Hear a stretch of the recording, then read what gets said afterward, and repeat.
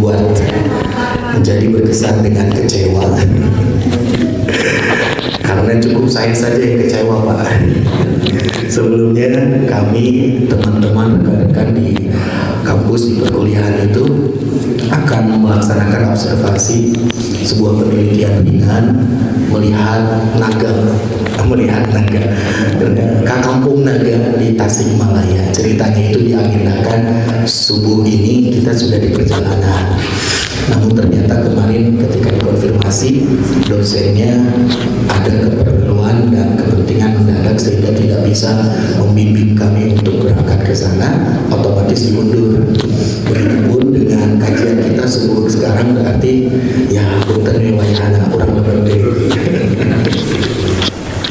Ya, baik Bapak-Bapak semua, insya Allah kita akan melanjutkan kembali kajian tafsir. Kita akan habiskan, kita akan selesaikan, kita akan rampungkan insya Allah, mudah-mudahan waktunya memadai pada lanjutan tafsir mengenai surah At-Takatsur yang telah dibahas beberapa kali, yang telah dibahas 2 kali pertemuan berturut-turut mengenai surah At-Takatsur ini. Para jamaah sekalian, hal yang pertama yang bisa kita dapatkan pelajaran, para ulama sebutkan bahwa ada kaitan yang sangat erat antara surah At-Takatsur dengan surah sebelumnya.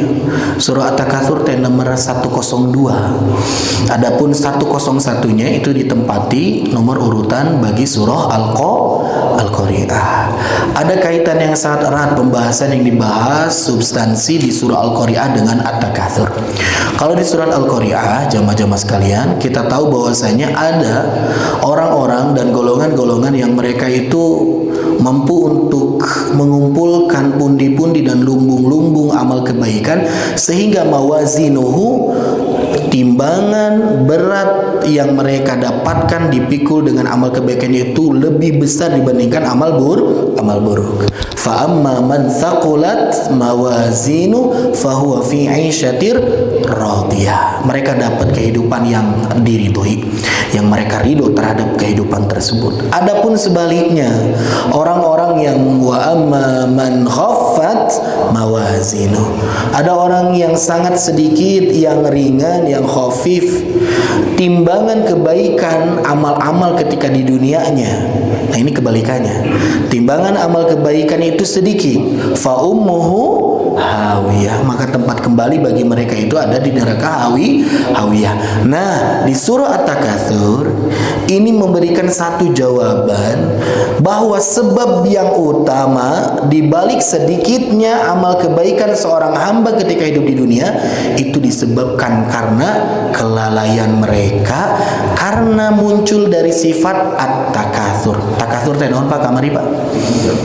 Ya, merasa berbangga-bangga, bermegah-megah, bermewah-mewah, berlomba dan juga saling mengungguli dalam perkara dunia. Inilah sebab utama seseorang dia itu sehingga tidak fokus untuk menyiapkan dan membekali dengan amal-amal soleh ketika hidup di dunia. Fokusnya dunia. Itu jemaah, kaitan yang pertama. Padahal kita tahu konsep dan juga hakikat mengenai dunia dan juga fasilitasnya, harta yang kita punya, itu pilihannya hanya 2 bagi kita teh. Kita yang meninggalkan atau kita yang ditinggalkan oleh harta itu. Sakit. Ada orang nu kekeh harta abi mah tong ka mana-mana kudu di abi we moal tiasa Pak. Ada satu momen, satu episode kehidupan yang membuat hartanya itu harus dan dituntut untuk keluar secara paksa ataupun sukarela. Kan orang teh gaduh pangabutuh Pak. Gaduh kebutuhan ketika kita tidak punya income pemasukan atau apa yang kita miliki itu terbatas. Namun kebutuhan kita itu di luar batas. Maka kan golosor we mobil dikeluarkeun diical. Kangge biaya sekolah budak. Golosor we ternyata kita sakit, aset tanah kita itu dijual untuk menutupi biaya pengobatan. Kan secara paksa itu atau secara rela kita teh hoyong nu ieu akhirna kaluarkeun nu ieu. Itu adalah konsep harta. Atau kita tidak meninggalkan harta, kita tidak menjual harta kita, namun kita lah ditinggalkan oleh harta dengan cara kematian. Tas cuman sakitu hakikat konsep kehidupan. Ada seorang istri dari presiden di Asia Tenggara ya masih, itu bernama Imelda Marcos. Kalau nggak salah ini presiden Filipina ya Pak ya. Imelda Marcos itu dia Pak, dia punya koleksi sepatu yang paling banyak mungkin di dunia. Ketika dia berpulang, koleksi sepatunya itu yang ada di lemari rumahnya itu ada 3.000 pasang Pak. 3.000 pasang. Sedangkan kita mengan gaduh tilu. Kadang-kadang kita dia lecek ganti, kadang hijinya dikumbah garing anggo kan gitu. Ini mah 3.000 pasang. Berarti ada 6.000 tuh. 6.000 sepatu yang berjajar kanan dan kiri. 3.000 pasang. Kalau misalkan setiap hari seorang ibu Imelda Marcos ini ya sudah wafat, ini berganti sepatunya satu 10 tahun Pak kareka gilir deh ya tete. 3.000 pasang sepatu. Bahkan sempat ya dipertontonkan di salah satu museum di sana, mengambil koleksi dari sepatunya ibu Imelda Marcos ini. Ternyata banyak yang dimakan oleh rayap dan sudah lapuk. Padahal itu misalnya di Eropa, di Amerika, ya, di negara-negara yang memiliki kualitas rajutan pembuatan sepatu yang luar biasa, angger lapuk.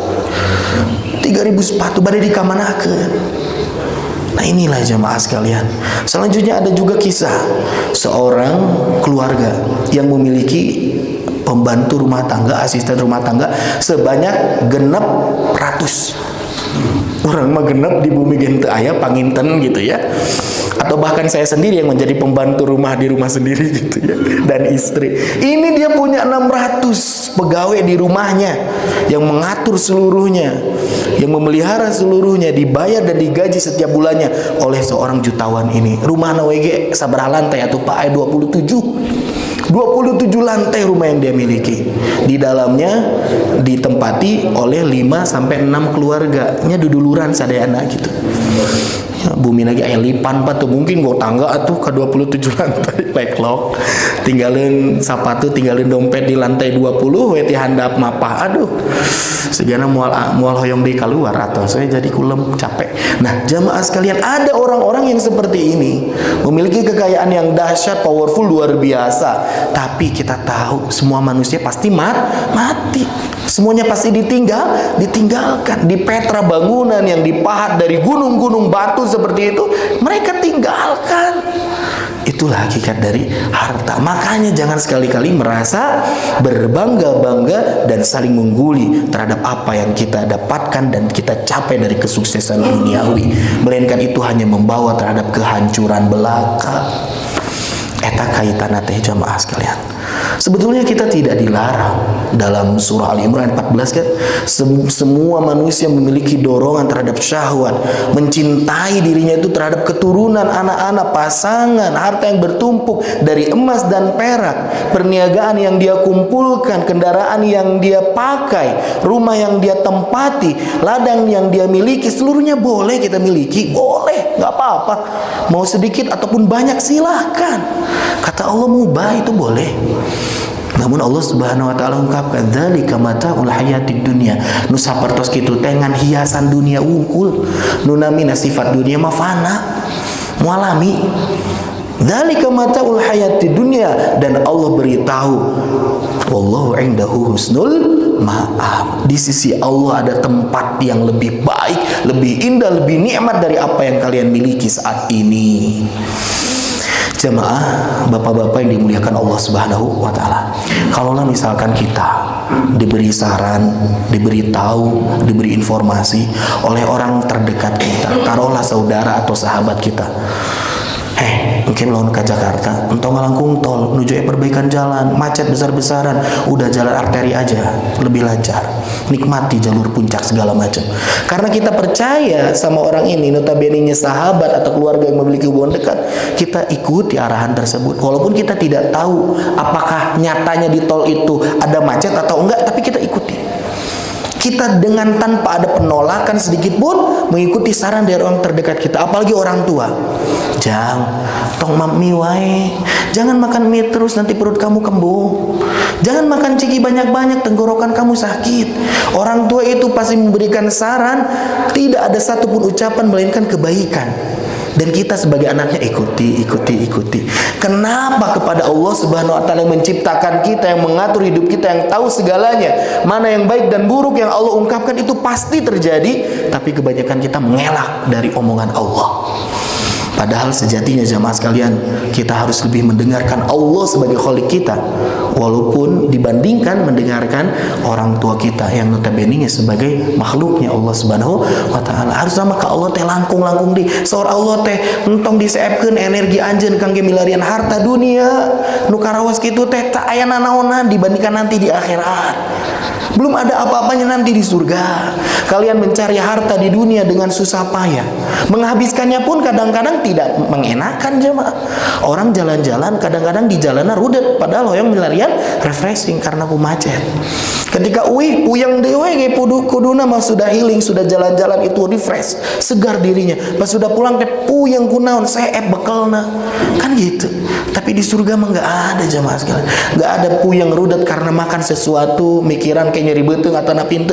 Itu tidak ada. Kenikmatan di Allah itu husnul maaf. Sebaik-baik tempat kembali itu hanya pada Allah Subhanahu wa taala. Sok atuh ti ayeuna mah saur Allah teh nu hade teh ieu ikuti. Walaupun kita sendiri belum merasakannya. Soal Allah tentang caket-caket kira masalah-masalah nu kieu teh hindari gitu. Da dina Quran anu diharamkeun dengan opat, Pak. Nu lain nama nu liannya mah seluruhnya itu halal untuk kita. Kenapa meuni hoyong caket-caket kanu masalah nu haram-haram ieu teh? Padahal nu halal itu lebih banyak dibandingkan yang diharamkan. Nah itu jamaah, sesuatu yang harus kita bisa tafakuri, kita renungi bersama. Para jamaah sekalian, kemarin kita sudah masuk pada ayat kedua ya. Alha telah melalaikan kum terhadap kalian at-takatsuru, berbangga-bangga, bermewah-mewah, bermegah-megah. Hatta zurtumul maqabir. Kata Allah, kalau orang sudah tercandu oleh dunia, dia senantiasa mengungguli dan senantiasa terobsesi dengan dunia tanpa berpikir kembali kepada Allah, tidak ada obat yang mujarab yang mampu menyetop dan juga menyembuhkan ketamakan dan kerakusan dalam dunia, melainkan apa? Zurtumul maqabir. Engke lamun tos lebet ka dalam kuburan baru dia berhenti. Tong dugikeun ka kitu urang mah. Di ayeuna kedah sadar. Zurtumul maqabir. Kita itu akan berziarah meninggali kuburan tersebut. Ini memakai kata ziarah. Kemarin kita sudah bahas. Namanya orang menziarahi rumah saudaranya, rumah temannya, enggak bakal kita mukim di situ, Pak. Sadinten, dua dinten, panglamina, tilu dinten masih didinya bisa-bisa diusir sama orang yang punya rumah. Kan gitu. Ini pun kita berziarah di dalam kubur, maknanya apa? Kita tidak tinggal selamanya nanti di dalam kubur. Kubur itu hanya barzakh, hanya sekat saja antara dua dimensi, dimensi dunia dan dimensi akhirat. Awwalu manazilil akhirah. Pintu gerbang, shelter pertama masuk ke akhirat itu ada di barzakh, di kuburan. Nanti kita akan keluar dari kubur untuk mendapatkan hari persaksian, hari pembalasan, hari kebangkitan yang disebut dengan hari kiamat, kan gitu. Ya, zurtumul maqabir. Kebanyakan orang ziarah itu ke kuburan itu salah kaprah. Ketika masuk ke kuburan, dia bawa orang yang meninggal. Sebagian ada yang mengobrol, sebagian ada yang temu kangen karena dulu nggak ketemu-temu. Sekarang ketika meninggal sahabatnya, nih reunian teman-teman yang ketemu malah seserian, berpeluk-peluk, nggak ingat sama yang meninggal. Bahkan ayah melenyun tiis gitu, ngopi ngudud ketika acara pemakaman. Ini terjadi jemaah. Kamu tukang gali nama udah biasa. Padahal harusnya apa? Kata Nabi Muhammad SAW, fazuru, maka berziarahlah kalian.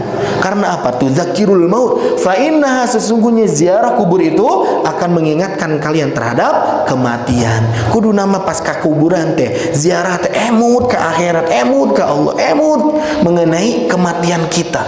Kita akan sama seperti mereka yang dikuburkan pada saat ini. Mereka tidak pernah berpikir besoknya dia tidak bangun lagi. Mereka berpikir hidup layaknya kita sama, tapi ternyata ajal yang membuat mereka mati pada saat itu. Masuk ke kuburan teh kudu nama aya adabnya. Apa adabnya? Baca doa. Kadang-kadang kita melupa doa lagi naon. Assalamualaikum ya ahlal kubur. Apalagi sakitu. Kalau mau dijawab kumaha itu, waalaikumsalam Pak Asep, ngagebek kita lumpat sih kan. Nah jamaah sekalian, ada adabnya ketika masuk kuburan. Kita itu setidaknya memberikan salam kepada mereka. Doana, assalamualaikum ya ahlad diyar, salam sejahtera untuk kalian seluruhnya wahai saudaraku yang telah diwafatkan, yang sudah masuk ke dalam kubur. Minal mu'minina wal muslimin, dari kalangan orang-orang mukmin dan muslim. Kunaon ta muslimatan sudah termasuk eta teh Pak. Maksudnya mas, semua yang ada di situ, bapak-bapak, ibu-ibu yang memiliki iman dan memiliki keislaman. Salam kesejahteraan untuk kalian seluruhnya. Apa selanjutnya? Wa inna insyaallahi lahikun. Insyaallah kami juga nanti juga ikut bersama kamu. Enjing geto besok lusa nggak tahu, yang penting nanti kita juga pasti akan sama masuk ke dalam kubur. Wa inna insyaallahi bikum lahikun, kami nanti akan ikut bersama kalian ke dalam kubur.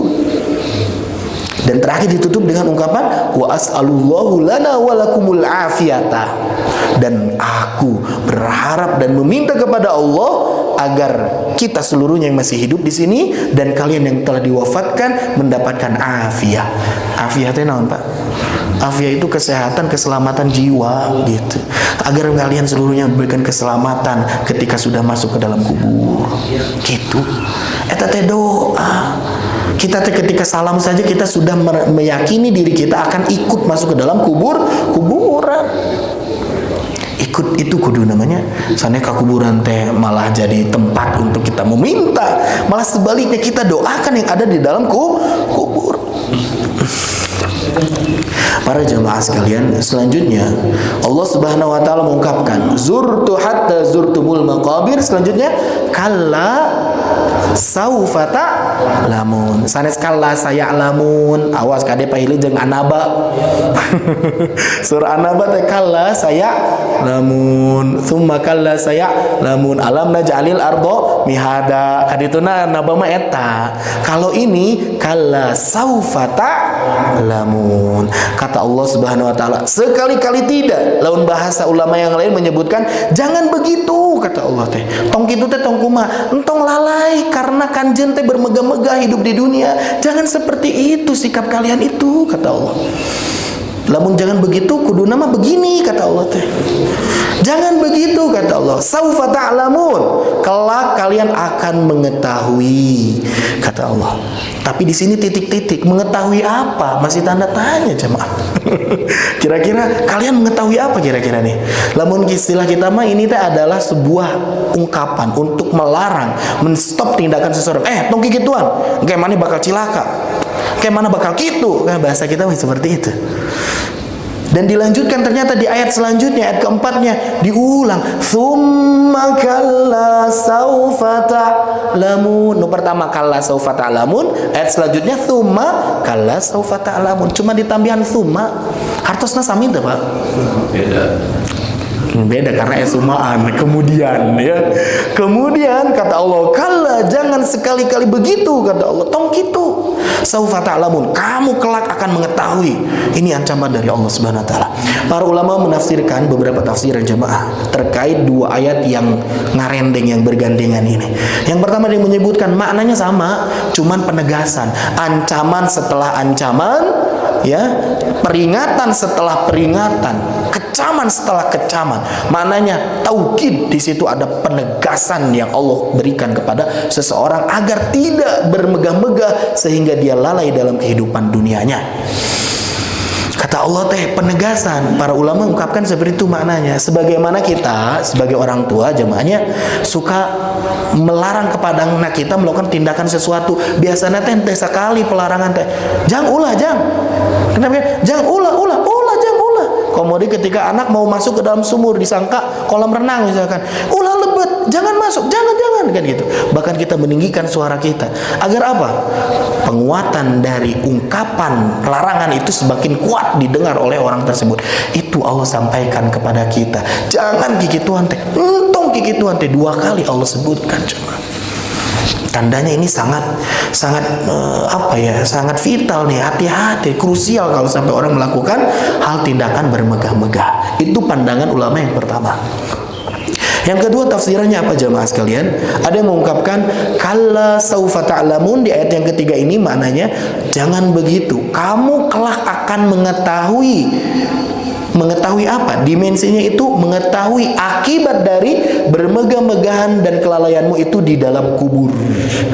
Kalla saufa ta'lamun, kamu akan tahu akibatnya kalau kamu bermegah-megahan nanti kalau sudah masuk ke dalam hatta zurtumul maqabir, sudah masuk ke dalam maqabir, udah masuk makbaro, masuk kuburan, kamu tahu tuh akibatnya tuh. Nanti rasakan saja. Kata Allah mengecam seperti itu. Dan di ayat selanjutnya tsumma kalla saufa ta'lamun, itu adalah kecaman bagi Allah Subhanahu wa taala akibat yang akan didapatkan oleh orang-orang yang lalai, orang-orang yang bermegah-megahan itu di neraka. Maknanya nanti kamu dikubur, kamu akan tahu akibatnya. Di neraka juga kamu akan mendapatkan akibatnya. Double jemaah. Ada juga para mufassirin yang memaknai kalau kalla saufa ta'lamun yang pertama ini maknanya ditujukan objeknya kepada siapa? Kepada orang-orang kafir. Orang-orang kafir dah, kade anjeun dah. Nanti kalian akan lihat akibat dari perbuatan kalian. Begitupun tsumma kalla saufa ta'lamun yang kedua, ini adalah ancaman yang ditujukan kepada kita selaku orang-orang muslim. Begitupun orang-orang muslim, kamu sekalian nih hati-hati nih. Kalau kamu bermegah-megahan, kamu pasti akan tahu akibatnya. Allah tersebutkan gitu. Pertanyaan selanjutnya, apakah masih pantas ataukah masih merasa relevan seorang muslim itu diingatkan oleh Allah? Sangat pantas dan sangat relevan. Karena apa jamaah sekalian? Walaupun muslim, tapi tetap kita itu senantiasa digoda oleh setan. Makanya kita kadang-kadang melenceng, rada goyang, rada ragu. Perlu diingatkan.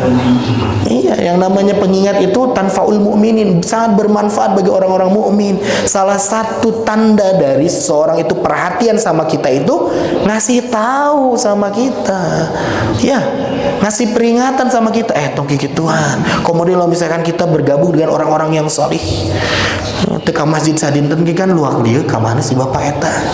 2 dinten teka masjid sudah bertanya-tanya, kita WA saja. 3 hari kita datangi rumahnya kan gitu. Ya, jamaah, itu adalah salah satu tanda kasih sayang Allah memberikan peringatan kepada orang muslim. Kade orang muslim ge. Bukan berarti bersih dari tindakan saling bermegah-megah. Banyak orang-orang muslim, orang-orang mustoka masjid tapi anggar flexing terus kerjaannya, pansos terus kerjaannya, kan seperti itu. Makanya ini ingat, kita itu punya setan yang senantiasa menggoda kita. Allah ingatkan dengan ayat tersebut. Pertanyaannya Pak, kira-kira lamun ayah garong, lamun ayah maling, kalau ada penjahat, menjarah itu rumah yang ada isinya atau rumah yang gak ada isinya? Yang ada isinya. Rumah yang bagus atau rumah yang butut? Begitupun setan. Setan itu akan merampok, menjarah keimanan seseorang yang bagus imannya. Orang yang tinggi levelnya itu akan dijarah oleh setan, akan digoda oleh setan. Bahkan kepada orang kafir mah kudu digoda ge da. Entos kitu nyalira. Bagaikan rumah yang sudah kosong melompong, teu aya araheun, eta mah geus jadi balad urang cek setan teh.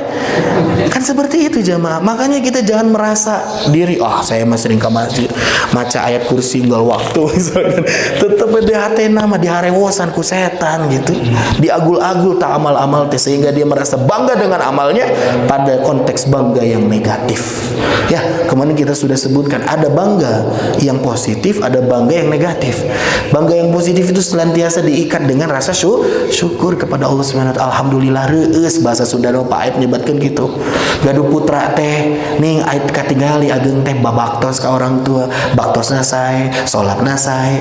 Ternyata aware ketika mau musim haji, mau musim kurban ikut kurban.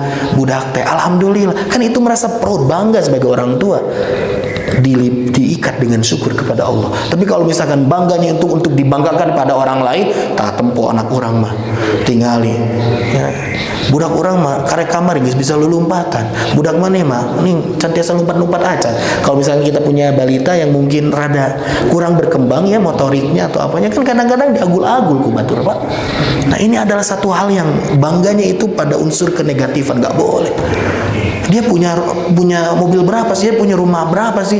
Bandingkan dengan rumah saya. Nah, ini adalah bangga yang negatif. Tapi kalau misalkan alhamdulillah Allah berikan rezeki kepada saya membangun rumah yang besar itu luas, buat pengajian tuh gampang, kumpul-kumpul keluarga bisa, anak-anak kalau berpulang tuh ada tempatnya.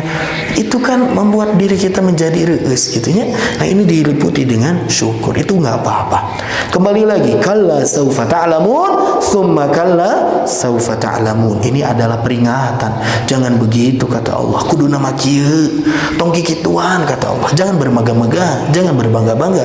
Dan selanjutnya di ayat yang ke berapa Pak? Ayat yang kelima ya.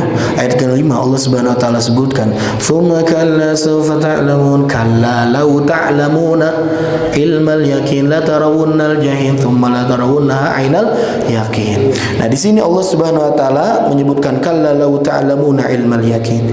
Sekali-kali tidak, tilu kali ada ungkapan kalla Pak tah. Kalla tilu kali. Sangat pentingnya kita menghindari dan membentengi diri kita dari sifat bermegah-megahan. Kalla lau ta'lamuna ilmal yakin, sekiranya kalian seluruhnya mengetahui, lau ta'lamuna ilmal yakin, dengan ilmu yang penuh, ilmu yang sangat yakin, keyakinan yang pasti. Kalau dalam Quran artinya seperti itu. Maknanya naon ieu teh? Kalla, sekali-kali tidak. Lau ta'lamuna ilmal yakin. Kata Allah Subhanahu wa taala, sekiranya kamu mengetahui dengan keyakinan yang penuh mengenai apa? Mengenai hari kebangkitan dan hari pembalasan. Nah, ini mengenai konteks nanti ketika sudah kiamat. Kalau kamu yakin tentang hari kiamat, kata Allah, dengan keyakinan yang pasti anjeun teh moal bakal wawantunan, berani-berani untuk bermegah-megah, untuk bangga diri, untuk ujub, untuk sum'ah, untuk kiber, untuk hasad. Gak mungkin kalian itu kalau yakin sama akhirat dengan keyakinan yang pasti melakukan maksiat kepada Allah dan berbuat buruk kepada sesama kalian. Karena kalian tahu pasti kalian akan dibangkitkan dan diberikan balasan. Kata Allah kayak gitu. Ketika misalkan tidak ada hari kebangkitan, tidak ada hari pembalasan, maka orang-orang yang berbuat zalim, orang-orang yang jahat saat ini jamaah, ketika mereka lepas dari jeratan hukum dunia, ya enak-enak wae, berarti tidak ada balasan nanti di akhirat. Tapi jangan pernah merasa lepas dari jeratan hukum dunia. Kalau dia bisa lolos dari jeratan hakim, kalau dia bisa berkelit dari jerat jeruji besi penjara, tapi Allah tidak pernah tidur. Allah yang akan membalasnya nanti dengan berkali-kali lipat di akhirat kelak. Saufa ta'lamun ilmal yakin. Kalau kalian yakin nih dengan hari kebalasan, gak mungkin ada orang yang berani untuk nyerobot walaupun hanya sejengkal tanah milik tetangganya. Gak ada. Ini bahaya nih masalah tanah jemaah. Kalau hak seseorang itu diganggu dan digugat mengenai tanahnya, satu jengkal saja, kata Rasulullah SAW, dia akan pikul nanti di akhirat satu jengkal tanah itu. Seorang angan sajengkalin tanahna dipikul di akhirat gampang. Sameter ge angka-angkat keneh. Tong lalawur apa? Maksud satu jengkal itu dari permukaan atas sampai 7 lapis terdalam dari inti bumi, inti tanah. 7 lapisan.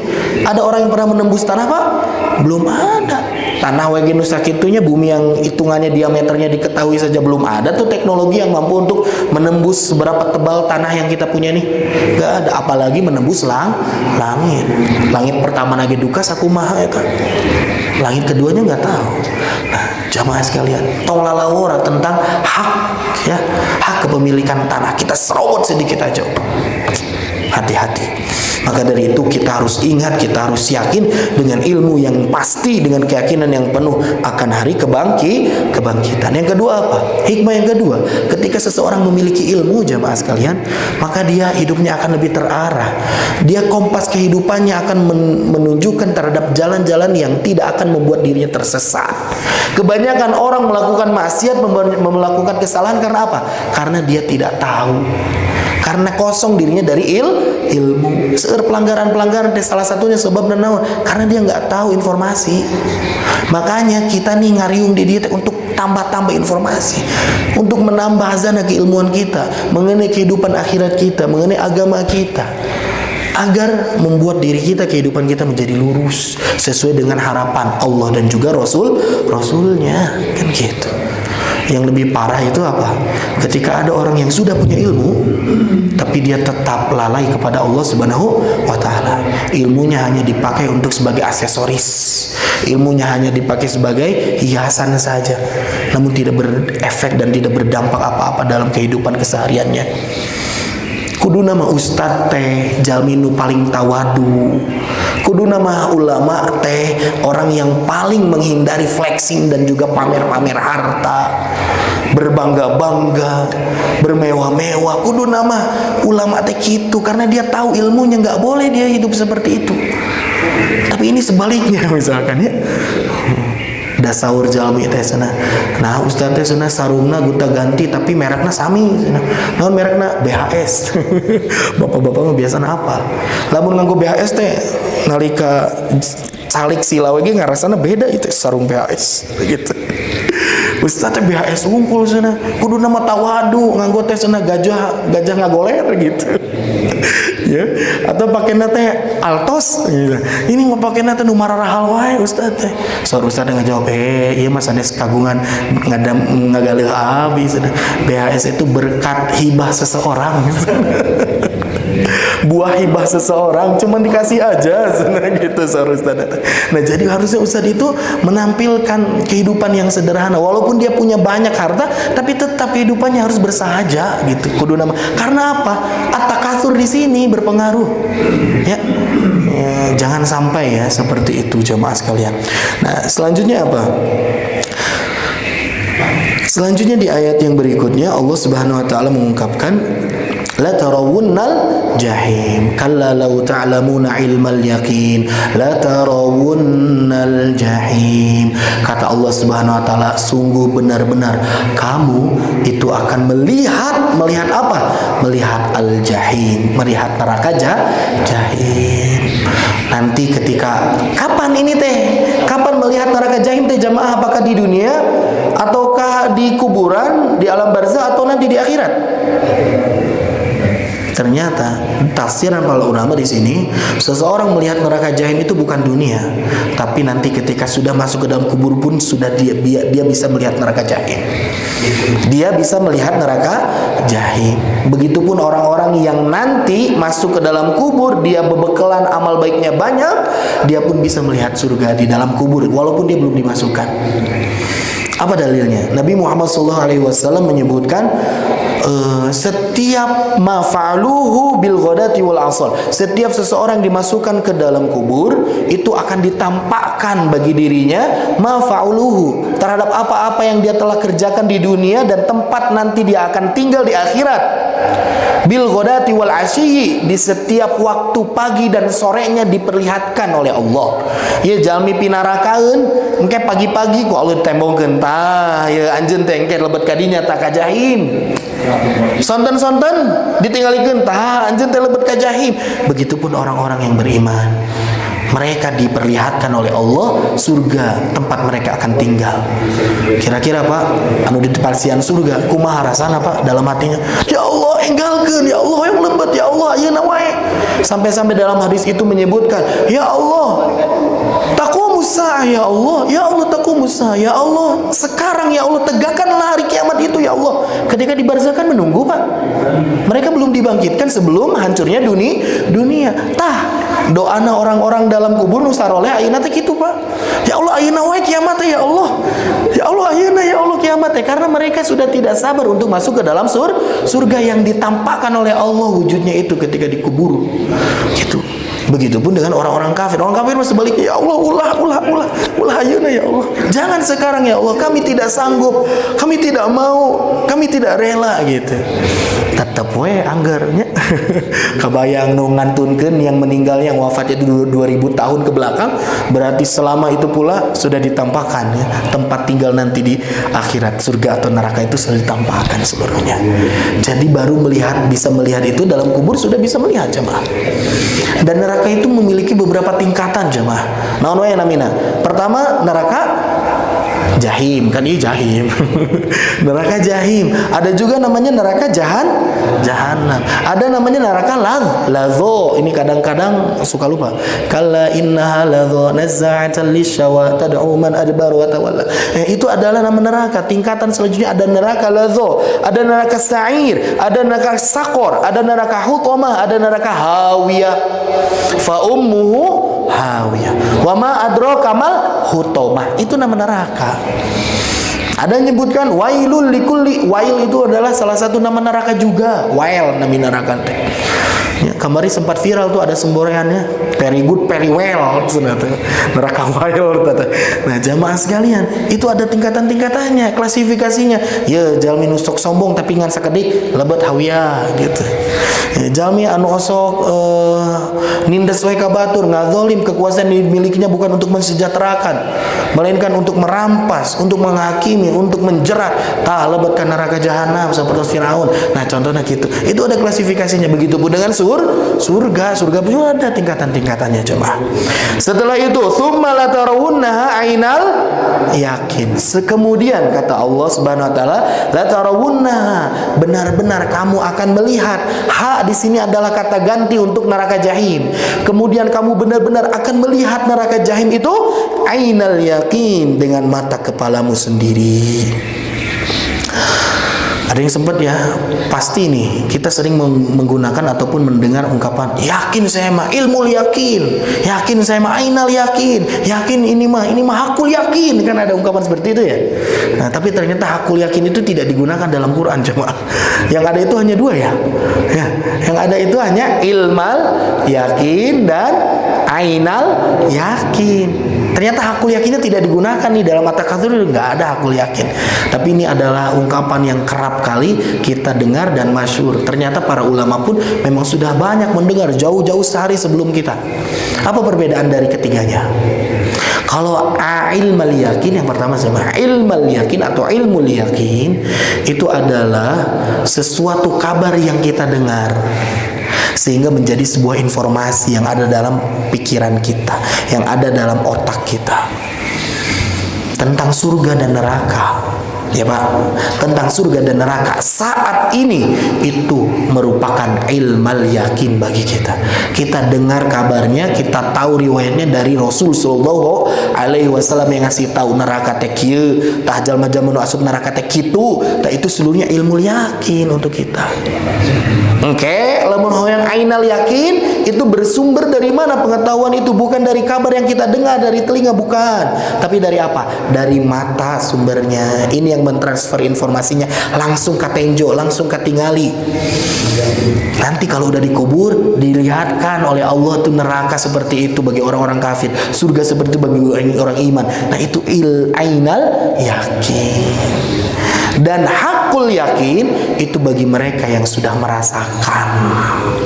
Ya jemaah, itu perbedaannya. Contoh madu, anu nyebutkeun madu nu paling bagus teh madu non odeng. Naon Pak?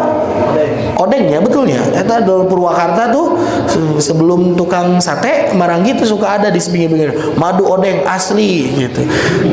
Ya, kita mendengar nih odeng, kan aya nu can pernah ninggalinya, ngadengar tahu madu odeng, tahu khasiatnya, bagus segala rupa, milarina ge hese gitu nya, mahal harganya.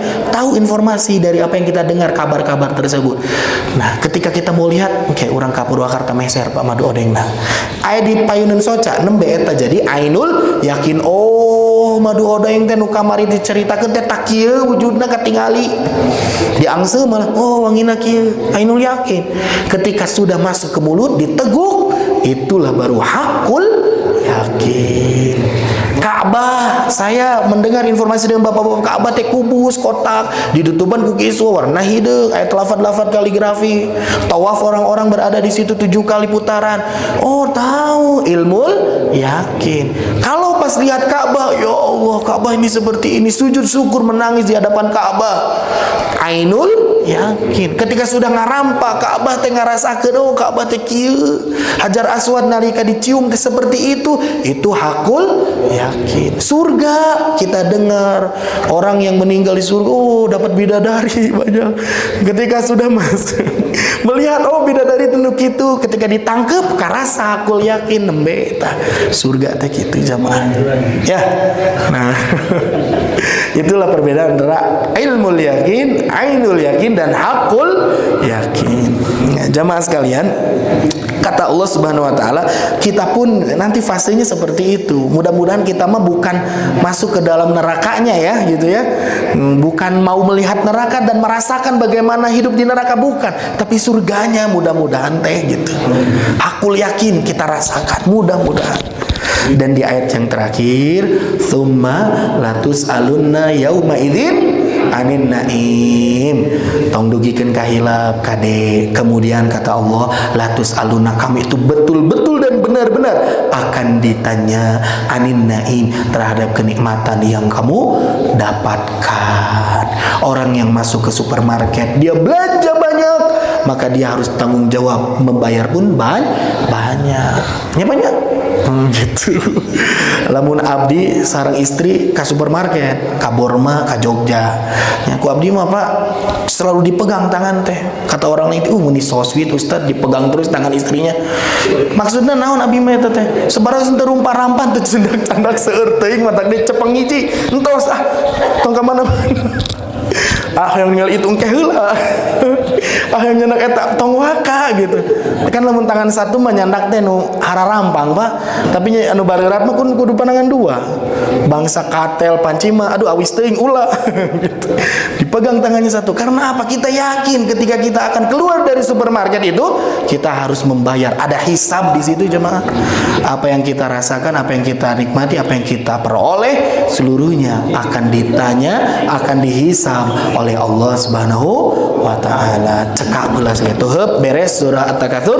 Nanti kita lanjutkan pada tafsir surat berikutnya. Para jemaah sekalian, sebelum ditutup, apabila ada yang ingin ditanyakan, ditambahkan melalui